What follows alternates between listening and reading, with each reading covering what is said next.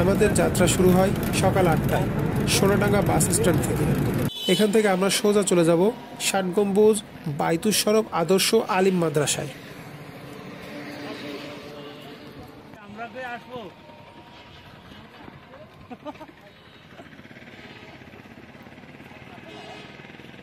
এখানে আমরা সকালে নাস্তা করব ইনশাল্লাহ।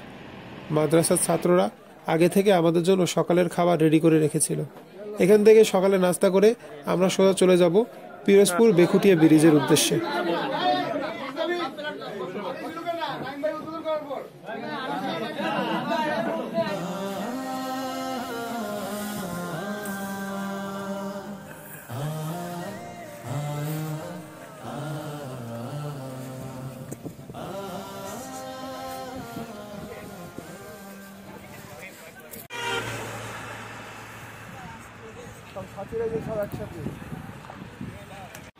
আসসালামু আলাইকুম।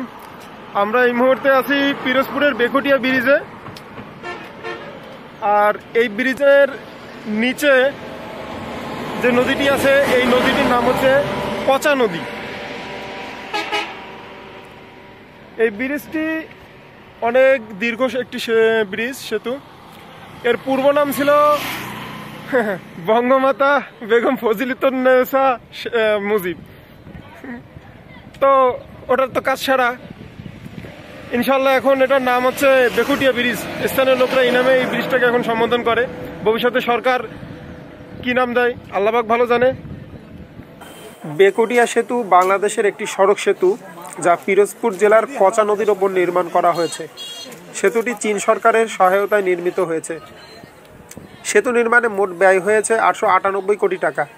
এর মধ্যে ৬৫৪ কোটি টাকা গ্র্যান্ট অনুদান দিয়েছে চীন সরকার, আর বাকি ২৪৪ কোটি টাকার যোগদান দিয়েছে বাংলাদেশ সরকার। এই সেতুটির দৈর্ঘ্য ১৪৯৩ মিটার এবং প্রস্থ ১০.২৫ মিটার। মূল সেতুর দৈর্ঘ্য ৯৯৮ মিটার। ১০টি পিলার এবং ৯টি স্প্যানের উপর দাঁড়িয়ে আছে বক্স গার্ডার টাইপ এই সেতু।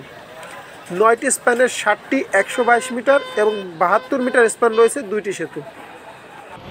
এই ব্রিজে আমরা বেশ কিছুক্ষণ সময় থাকবো ইনশাল্লাহ। তারপর এখান থেকে আমরা যাব, আবার ব্যাক করব। পিছনে আমরা যাব আল্লামা দেলোয়ার হোসেন সাঈদী ফাউন্ডেশনে। আমাদের প্রিয় আল্লামা দেলোয়ার হোসেন সাঈদী তিনি ওখানেই চিরনিদ্রায় শায়িত আছেন। ইনশাল্লাহ আল্লাহ তাআলা যদি তৌফিক দেয় আমরা ওখানে যেয়ে ওনার কবর জিয়ারত করব। তারপরে ইনশাল্লাহ আবার আমরা এখান থেকে রওনা দেবো। আমরা এখান থেকে তারপর সরাসরি চলে যাবো ৬০ গম্বুজ মসজিদে। ৬০ গম্বুজ মসজিদে ওখানে যে ইনশাল্লাহ আমরা জুমার নামাজ আদায় করব, এবং জুমার নামাজের পরে আমাদের পরবর্তী প্রোগ্রাম আছে খাবার প্রোগ্রাম, এবং তারপরে আমাদের আরও অনেক প্রোগ্রাম আছে আমাদের বিনোদনের জন্য, খেলাধুলার জন্য, ইসলামিক সঙ্গীতের জন্য অনেক কিছু আয়োজন করা হয়েছে।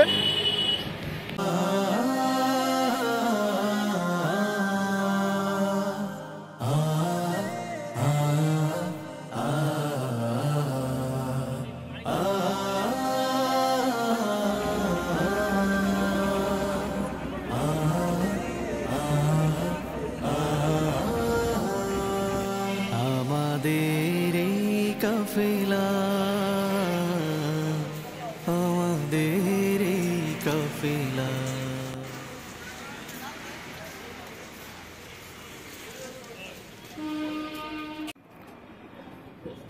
প্রিয় শায়েখ আল্লামা দেলোয়ার হোসেন সাঈদীর কবর জিয়ারতের পরে এখন আমরা যাচ্ছি জুমার নামাজ আদায় করতে ৬০ গম্বুজ মসজিদে।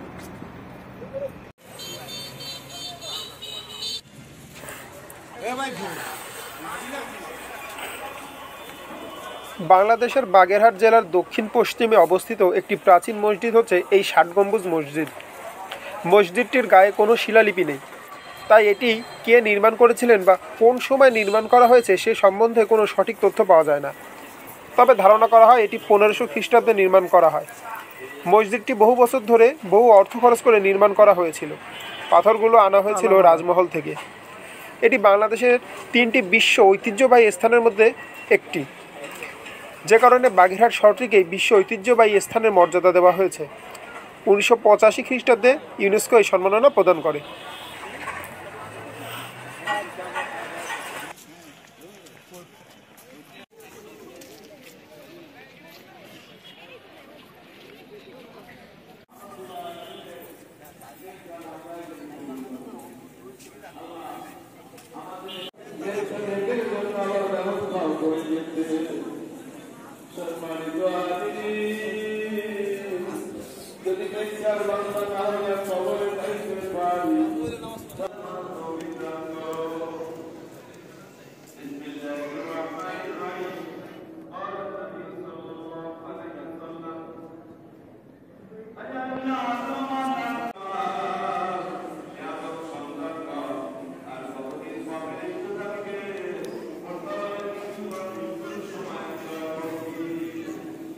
জুম্মার নামাজ শেষে আমরা আবার ফিরে আসি মাদ্রাসায়।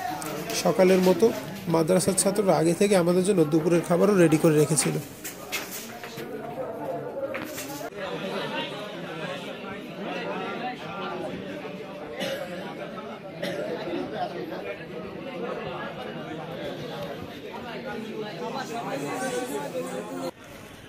আলহামদুলিল্লাহ দুপুরের খাওয়া দাওয়া আমাদের শেষ হলো। একটু পর আমাদের খেলাধুলার অনুষ্ঠান শুরু হবে। তো প্রথম খেলাধুলা হচ্ছে বেলুন ফাটাফাটি, অর্থাৎ সবার হাতে বেলুন থাকবে, একটা সার্কেলের মধ্যে থাকবে, সবার শেষে যে টিকে যাবে সে হবে ফার্স্ট।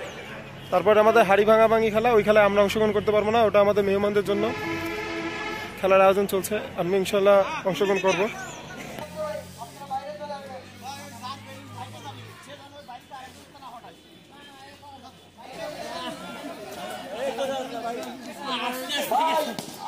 কেউ কিন্তু অবৈধ কাজ করা যাবে না।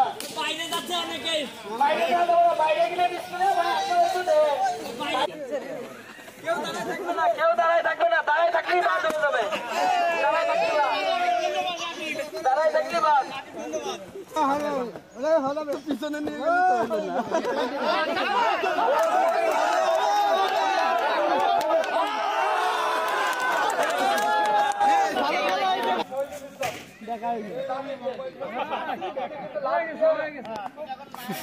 সাবধান, ক্যামেরাম্যান সাবধান। এই কাছাকাছি গেছে, কাছাকাছি গেছে।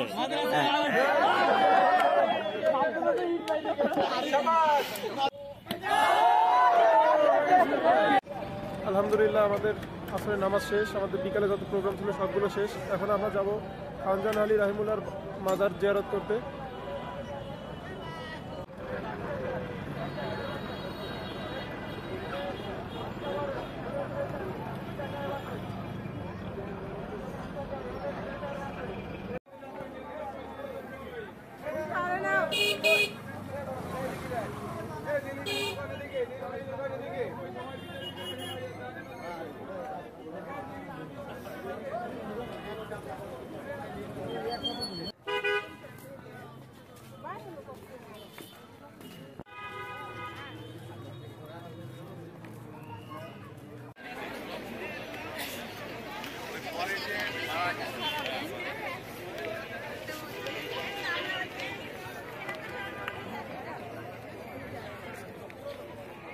খানজাহান আলী রাহিমুল্লাহর মাজার জিয়ারত শেষে পাশে একটি মসজিদে আমরা আমাদের মাগরিবের নামাজ আদায় করি।